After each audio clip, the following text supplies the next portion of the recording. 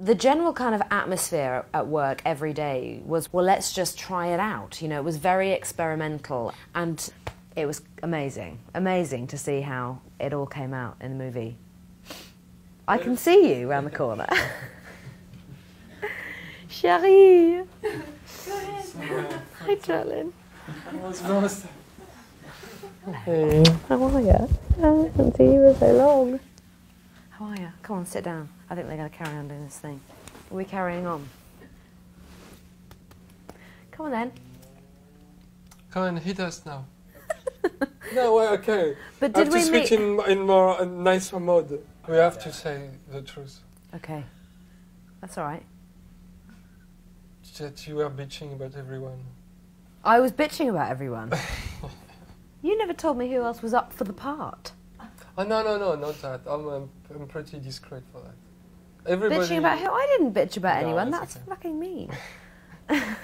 Well, we cannot be nice to everyone. We have to get the story out. We do have to get the story out. I'll kind of translate as well, if that's okay. Ah, yeah, I like when you translate my English into English. My Fringlish. I would love that story you told me, which I am going to tell now because it is very funny, about you being at dinner with a group of people, and I believe they were all women. And you said to the person that you were with, at the end of a big conversation, I wanted to speak. Oh, yeah. I wanted to speak. And she said, well, speak then. If you want to speak, speak. No, I wanted to speak. I wanted to speak. Toothpick. I want a toothpick. And that was my girlfriend. I was your girlfriend, but I wasn't going to mention that because I didn't know how your heart was at the moment. Well, but it's, yes. it's in pieces, but I'm used to this. See, I understand you better than even your girlfriends can. Oh, okay. I don't know what it says. What does that mean? I know. That's too bad. Well, I can I just say for a minute though, which is something I've never even said to you. I was always amazed that you wanted me to play this part. I was truly amazed because it was so far removed from all the period films that I'd done. Clementine is nothing like, you know, any of the characters that I've played before. So I almost fainted to think that there could be some crazy director who was prepared to take this big old risk on classical Kate. I thought that was great that you had this energy you had to be willing to do the part was very close to the energy Of Clementine. Of Clementine, yes. But didn't we met here in LA, didn't we? And this is going back a couple of years. It must have been, I think the first time we met was actually at the end of, I think, 2001. And we just talked for a couple of hours. And I remember Jim was already doing the movie. But at that point, I think it wasn't officially green-lit. It wasn't officially happening. And then I remember we exchanged numbers, and then Michel kept calling me just to make sure that I hadn't taken another job, which I just loved that. I just loved the fact that made me feel frankly really great about myself because you just ignored all the agents, everyone else, and just called me up, which was brilliant. I loved that. But I just remember I didn't do anything else purely because I was kind of just holding out for Eternal Sunshine and just really hoping that it was going to happen because I knew I really wanted to do it. Have you talked about your system with the earpieces with the camera operators? Have you talked about that at all? Shall I explain it? Yeah. So what Michel did, actors often have marks, you know, pieces of tape on the floor or little sandbags, and you know, you often have to hit your mark in a certain scene, and we never had marks. Never, ever. And so what Michel did was he had a little radio mic, like this one, of his own, and the two camera operators, because there were usually two on everything. There was Ellen, the DP, and Chris, who was the B camera operator. They had small earpieces. And so Michel could literally direct the actors before the shot, but also the camera whilst the shot was happening. So it meant that there was very little rehearsal.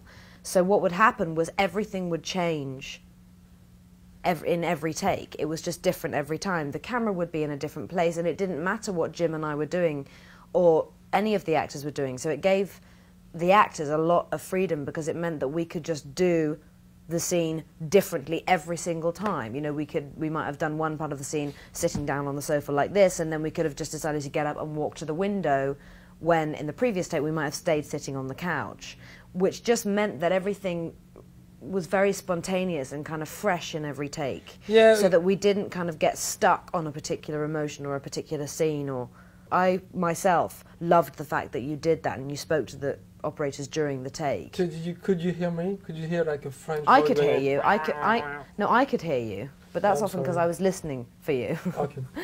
It's not. It's like there is 1 chance out of 10 it's gonna work. I don't know if you remember when we did a scene in the woods.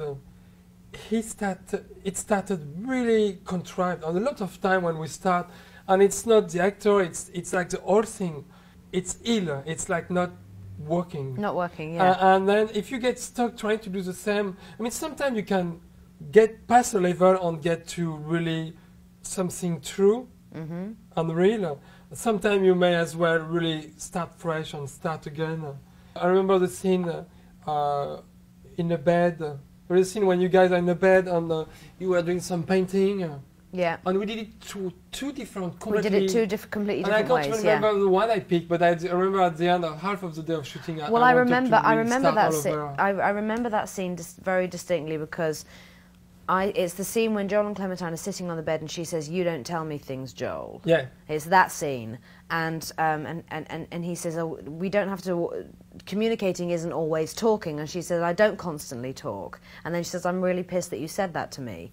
And I remember the beginning of that scene originally, Clementine was doing one of her kooky little things and sitting up in bed, I was painting hard-boiled eggs. Yeah, Do you remember yeah, that? yeah, I was painting on hard-boiled eggs.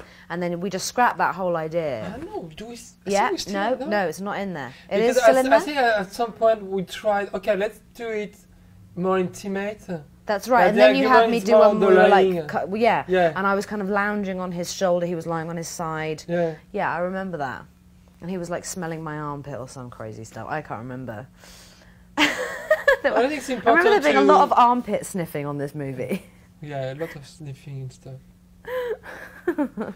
But yeah, it's good to be able to throw everything away and start fresh. And sometimes it's really hard for the producer to understand it. It's like we're wasting time and like, no, but we got it, it's fine. But I don't know, it's good, I think, to be endangered all the time. Yeah, I agree. So, I loved it. I mean, I've never experienced that before, of just really being able to try stuff out. And I mean, we as actors, I know, always felt that if we'd all got to the end of a scene and we were moving on to something else, if we had felt that there was an idea that maybe we wanted to try, you know, that you always wanted to try whatever that was, because, you know, maybe it was going to be a good idea or not. But sometimes it's just always- because I don't want to upset you. sometimes it was right, great. Fantastic. So sometimes it was just because you wanted It's to true, it's like just it's humouring once us to get us to give a good performance. No, but it's a lot of time. It's like so many things I have to average in my process in my brain to give the answer. It's like, okay, well, Kate just gave me an idea. I think it kind of sucked, but He said, maybe, he just said, I think it kind of sucks. Yeah. Carry on. but maybe if I say no, she cannot be like a little upset or sad, and then it would be hard for her to perform after that. So I have to humor her and try it, and then I do it, and then it turned out that it's a better idea than my idea. So Oh, Michel. it depends. And sometimes I know it's a good idea, and but sometimes so it goes like that as well. I have to think. Okay, I will say no now, but then discreetly I will say yes later, and I often nobody. It's so many shit I have to deal with to make everybody on the same level and happy. Make everyone happy, stroke everyone's pathetic egos. Oh my God. So what you're trying to say is that basically you tried out a lot of our crap ideas and let us think that they were good And ideas. sometimes I really Oh thought the my idea was God, crap. you are so But lame. they were. Sometimes it turned out they are great, and sometimes it's funny the acting, but sometimes it looks really bad when you shoot it.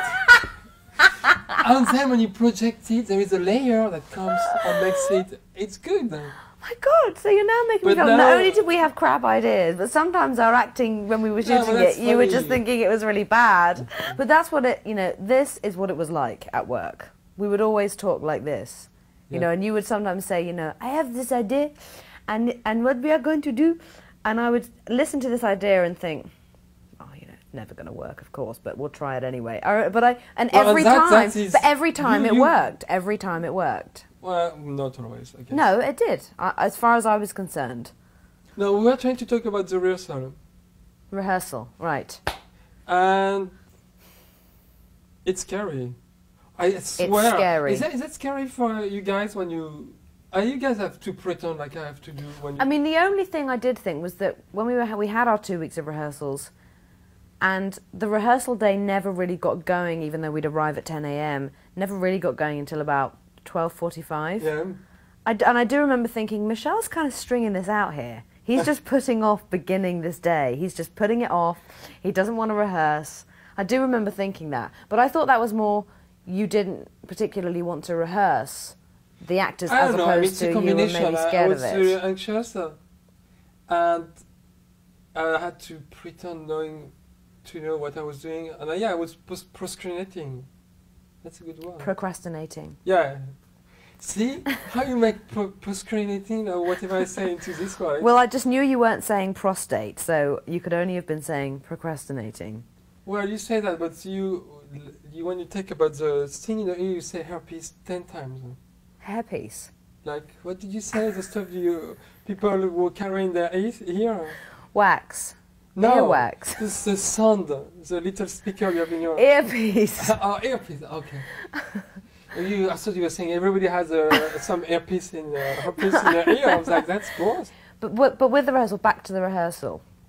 Yeah, we were trying.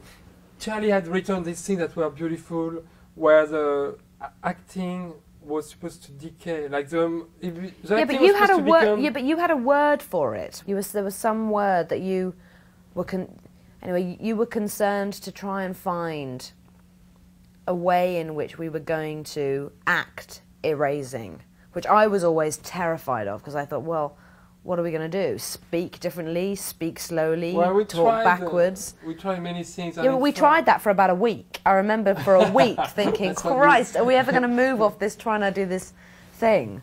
Yeah, well, I had to humor the script. Yeah, well, that was the great thing about doing so much experimenting, which we did. I mean, we were actually a bit indulgent with the whole experimenting, I think.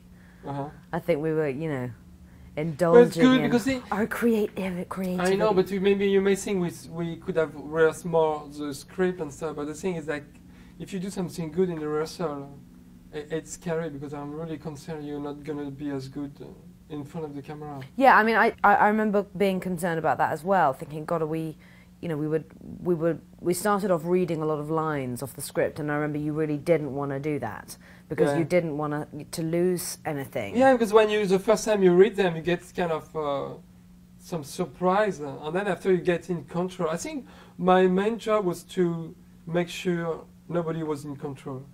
I didn't want to be the only one. Yeah, no, because I was not in control. But I wanted people to be equal to me on this level, not everybody to be lost. And I was not in control. But Michel, trust me, everyone was as lost, if not more lost, than you have ever been in your life, actually. Okay. That's good. We were in the hands of the master. I think just challenge myself to be as ridiculous as possible. I know, but I think you were quite ridiculous, don't worry. Oh, depends. It worked. It was good, actually. No, I think it's implicit that we love each other. Yes. Okay, there you go.